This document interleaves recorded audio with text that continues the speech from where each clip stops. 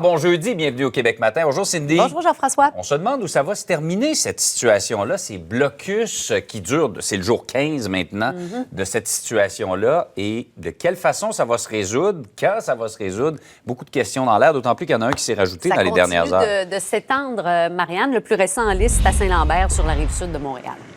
Oui.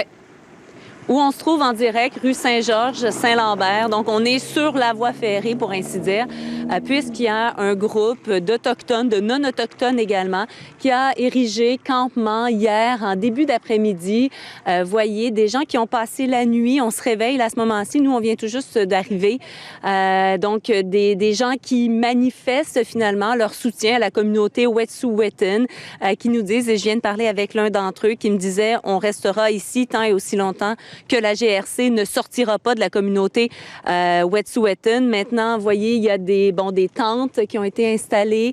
On a, semble-t-il, de quoi manger, de quoi boire, de quoi rester finalement un certain temps, de quoi de se réchauffer aussi parce que on s'entend que ce n'est pas chaud en ce moment.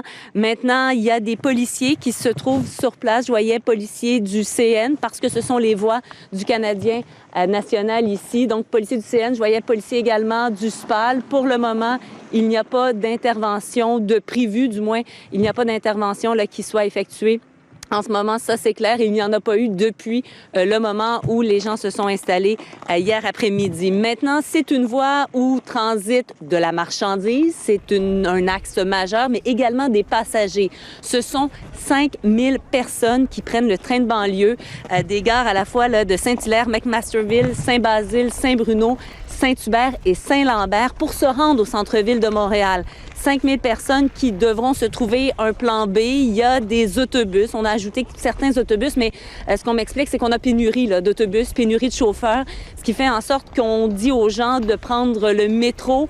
Possiblement aussi, s'ils peuvent faire du covoiturage, là, ce serait idéal à ce moment-ci parce qu'il va y avoir un problème. Là. Jean-François, Cindy, pour qu'on se comprenne bien, dans un train, on peut mettre jusqu'à 2000 personnes pour le transport en commun, tandis que dans un autobus, c'est 50 personnes. Faites l'équation, là, clairement.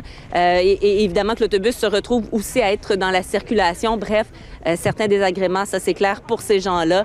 Maintenant, il y a aussi la ligne de Candiac. Donc là, on se retrouve avec une situation où c'est tout le système de train de banlieue pour toute la rive sud de Montréal présentement qui est paralysé. On va tenter de parler avec les gens ici pour voir quelles sont leurs revendications et savoir justement là, à quel point ils sont déterminés finalement à demeurer ici en place jusqu'à ce qu'il y ait une sortie de crise finalement. Oui, donc on le rappelle, les trains de banlieue ne roulent plus sur la rive sud. Ça oblige VIA à mettre fin à son projet de repartir la ligne Québec-Montréal-Ottawa. Ça aussi, on oublie ça. Une petite question comme ça, oui. Parce que notre collègue Véronique, hier, a eu des problèmes sur place avec certains manifestants. C'est quoi le climat ce matin, Marianne? Jusqu'à présent, aucun problème. Okay. J'ai parlé, je vais être en mesure de vous le présenter dans le prochain bulletin. J'ai parlé avec un de ces manifestants, qui est un travailleur de la construction, qui s'en allait travailler, de ce que je comprends ce matin, mais qui avait passé la nuit ici. Et jusqu'à présent, vraiment, aucune hostilité. On verra de quelle façon ça va se déployer, parce qu'on est arrivé il y a quelques minutes à peine, mais pour le moment, ça se passe bien, je vous dirais. Alors...